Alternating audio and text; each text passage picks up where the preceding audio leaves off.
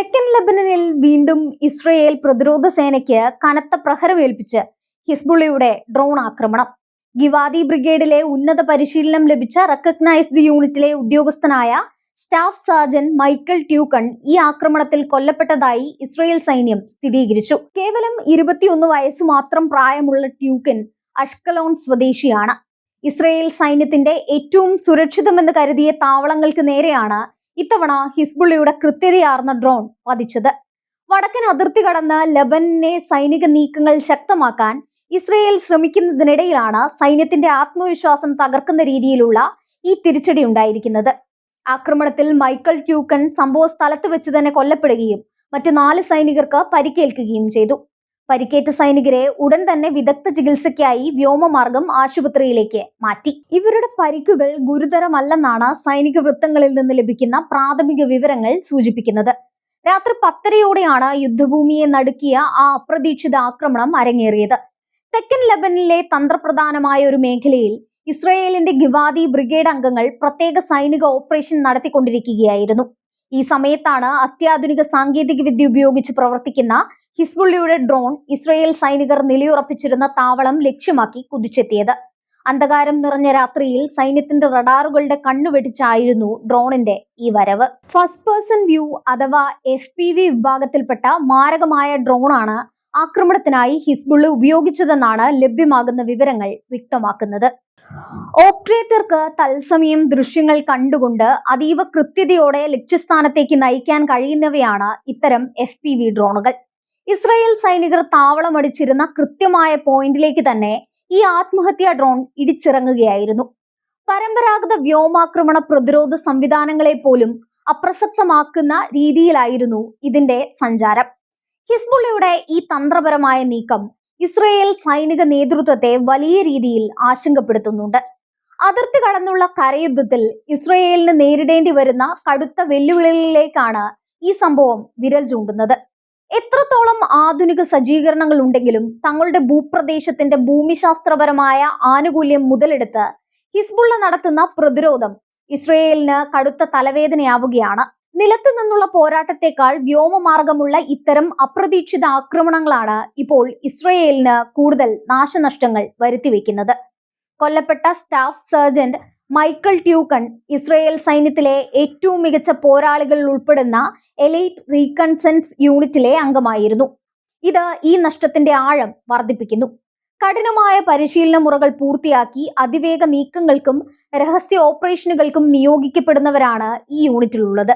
അങ്ങനെയുള്ള ഒരു കമാൻഡോ വിഭാഗത്തിന് നേരെയാണ് ഹിസ്ബുള്ള കൃത്യമായ നിരീക്ഷണത്തിലൂടെ ആക്രമണം നടത്തിയത്. ഇത് ഇസ്രയേലിന്റെ രഹസ്യാന്വേഷണ സുരക്ഷാ പാളിച്ചകളിലേക്ക് കൂടിയാണ് വിരൽ ചൂണ്ടുന്നത്. ആക്രമണം നടന്ന ഉടൻ തന്നെ മേഖലയിൽ കനത്ത സുരക്ഷാ ജാഗ്രതയാണ് ഇസ്രയേൽ സൈന്യം പ്രഖ്യാപിച്ചിരിക്കുന്നത്. കൂടുതൽ ആക്രമണങ്ങൾ ഉണ്ടാകാനുള്ള സാധ്യത കണക്കിലെടുത്ത് തെക്കൻ ലെബനനിലെ തങ്ങളുടെ സൈനിക പോസ്റ്റുകൾ പ്രതിരോധം ശക്തമാക്കാൻ IDF കമാൻഡർമാർ നിർദ്ദേശം നൽകി കഴിഞ്ഞു. പരിക്കേറ്റ സൈനികരെ രക്ഷപ്പെടുത്തുന്നതിനും താവളത്തിന്റെ സുരക്ഷിതത്വം ഉറപ്പാക്കുന്നതിനും രാത്രി വൈകിയും വലിയ തോതിലുള്ള സൈനിക സന്നാഹങ്ങളാണ് ഈ പ്രദേശത്ത് ക്യാമ്പ് ചെയ്തിരിക്കുന്നത്. സമീപകാലത്തായി യുദ്ധരംഗത്ത് ഡ്രോണുകളുടെ ഉപയോഗം ഹിസ്ബുള്ള വൻതോതിൽ വർദ്ധിപ്പിച്ചിട്ടുണ്ട്. ഇസ്രയേലിന്റെ അത്യാധുനിക പ്രതിരോധ കോട്ടയായ അയൺ ഡോം ഉൾപ്പെടെയുള്ള സംവിധാനങ്ങളെ മറികടക്കാൻ ചെറിയ ഡ്രോണുകൾക്ക് സാധിക്കുന്നുണ്ടെന്നാണ് ഈ സംഭവം തെളിയിക്കുന്നത്. വളരെ കുറഞ്ഞ ചിലവിൽ നിർമ്മിക്കാവുന്നതും എന്നാൽ ശത്രുവിന് വലിയ നാശനഷ്ടങ്ങൾ വരുത്താൻ ശേഷിയുള്ളതുമായ FPV ഡ്രോണുകൾ ഹിസ്ബുള്ളയുടെ പ്രധാന ആയുധമായി മാറിക്കഴിഞ്ഞു. റിമോട്ട് കൺട്രോൾ വഴി നിയന്ത്രിക്കുന്ന ഇത്തരം ഡ്രോണുകൾ സൈനികരുടെ ബങ്കറുകൾക്കുള്ളിലേക്ക് വരെ തുളച്ചു കയറാൻ ശേഷിയുള്ളവയാണ്. ഈ ഡ്രോൺ ആക്രമണം ഇസ്രയേൽ പൊതുസമൂഹത്തിലും വലിയ തോതിലുള്ള ചർച്ചകൾക്ക് വഴി തുറന്നിട്ടുണ്ട്. അതിർത്തിയിലെ സുരക്ഷയെക്കുറിച്ചും സൈനികരുടെ ജീവന് നേരിടുന്ന ഭീഷണിയെക്കുറിച്ചും ജനങ്ങൾക്കിടയിൽ ആശങ്ക വർദ്ധിക്കുകയാണ്.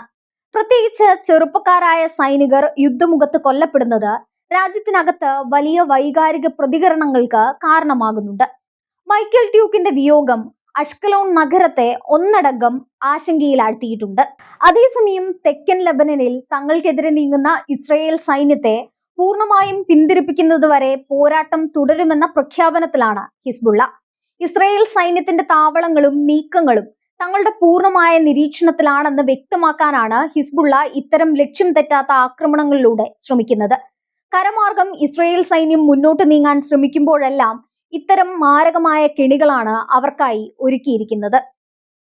ഈ ആക്രമണത്തിന് പിന്നാലെ ഇസ്രായേൽ സൈന്യം തെക്കൻ ലെബനനിലെ ഹിസ്ബുള്ള കേന്ദ്രങ്ങൾക്ക് നേരെ തിരിച്ചടി ശക്തമാക്കിയിട്ടുണ്ട്. വ്യോമാക്രമണങ്ങളിലൂടെയും പീരങ്കി ആക്രമണങ്ങളിലൂടെയും ഹിസ്ബുള്ളയുടെ ഡ്രോൺ വിക്ഷേപണ കേന്ദ്രങ്ങളും ഒളിത്താവളങ്ങളും തകർക്കാനാണ് ഇസ്രായേൽ ശ്രമിക്കുന്നത്. എന്നാൽ ജനവാസ മേഖലകളും ഭൂഗർഭ തുരങ്കങ്ങളും കേന്ദ്രീകരിച്ച് പ്രവർത്തിക്കുന്ന ഹിസ്ബുള്ളയെ പൂർണ്ണമായും പ്രതിരോധിക്കുക എന്നത് ഇസ്രായേലിന് ഇപ്പോഴും എളുപ്പമുള്ള കാര്യമല്ല. യുദ്ധം ദീർഘിപ്പിച്ചു കൊണ്ടുപോകുന്നത് ഇരുവിഭാഗത്തിനും കനത്ത നാശനഷ്ടങ്ങളാണ് സമ്മാനിക്കുന്നത്. എന്നിരുന്നാലും അതിർത്തിയിലെ മേധാവിത്വം നിലനിർത്താൻ ഇസ്രായേലും തിരിച്ചടിക്കാൻ ഹിസ്ബുള്ളയും ഒരുപോലെ വാശി കാണിക്കുന്നതോടെ മേഖല കൂടുതൽ വഷളാവുകയാണ്. അന്താരാഷ്ട്ര തലത്തിൽ സമാധാന ശ്രമങ്ങൾ നടക്കുന്നുണ്ടെങ്കിലും യുദ്ധഭൂമിയിലെ യഥാർത്ഥ സാഹചര്യം ഇപ്പോഴും സങ്കീർണമായി തുടരുന്നു. ഈ ഡ്രോൺ ആക്രമണത്തോടെ തങ്ങളുടെ സൈനിക തന്ത്രങ്ങളിൽ മാറ്റം വരുത്താൻ ഇസ്രായേൽ നിർബന്ധിതരായേക്കും. കുറഞ്ഞ ഉയരത്തിൽ പറക്കുന്ന ഡ്രോണുകളെ കണ്ടെത്താനുള്ള അത്യാധുനിക റഡാറുകളും ജാമിംഗ് സംവിധാനങ്ങളും അതിർത്തിയിൽ കൂടുതൽ വിന്യസിക്കേണ്ടി വരും. ഡ്രോൺ സാങ്കേതിക വിദ്യയിൽ ഹിസ്ബുള്ള കൈവരിച്ച പുരോഗതി ഇസ്രായേലിന്റെ യുദ്ധ ആസൂത്രണങ്ങളെ മുഴുവൻ തിരുത്തി എഴുതാൻ പ്രേരിപ്പിക്കുന്നതാണ്. മൈക്കൽ ട്യൂക്കന്റെ മരണം ഇസ്രായേൽ സൈന്യത്തിന് നികത്താനാവാത്ത നഷ്ടമാണ്. ഒരു എലൈറ്റ് കമാൻഡോയുടെ നഷ്ടം സൈന്യത്തിന്റെ പ്രവർത്തനശേഷിയെ താൽക്കാലികമായെങ്കിലും ബാധിക്കും. യുദ്ധമുഖത്ത് വീരമൃത്യു വരിച്ച ട്യൂക്കിന് സൈനിക ബഹുമതികളോടെയുള്ള അന്ത്യോപചാരം അർപ്പിക്കാനുള്ള തയ്യാറെടുപ്പിലാണ് രാജ്യം. കനത്ത ദുഃഖത്തിലും ഹിസ്ബുള്ളക്കെതിരെയുള്ള പോരാട്ടം കൂടുതൽ ശക്തമാക്കുമെന്നാണ് സൈനിക വക്താക്കൾ നൽകുന്ന മുന്നറിയിപ്പ്. അതിർത്തിയിലെ ഈ ചോരപ്പുഴ എന്നവസാനിക്കുമെന്ന ചോദ്യത്തിന് ഇപ്പോഴും ആർക്കും കൃത്യമായ ഉത്തരമില്ല. ഡ്രോണുകളും മിസൈലുകളും ഇരുപക്ഷത്തു നിന്നും പ്രയോഗിക്കപ്പെടുമ്പോൾ സാധാരണ മനുഷ്യരുടെ ജീവിതത്തിനൊപ്പം യുവ സൈനികരുടെ ജീവനും പൊലിയുകയാണ്. വരും ദിവസങ്ങളിൽ കൂടുതൽ ശക്തമായ സൈനിക നീക്കങ്ങൾക്ക് തെക്കൻ ലെബനൻ സാക്ഷ്യം വഹിക്കുമെന്നതിന്റെ വ്യക്തമായ സൂചനയാണ് ഒടുവിലുണ്ടായ ഈ മാരകമായ ഡ്രോൺ ആക്രമണം നൽകുന്നത്.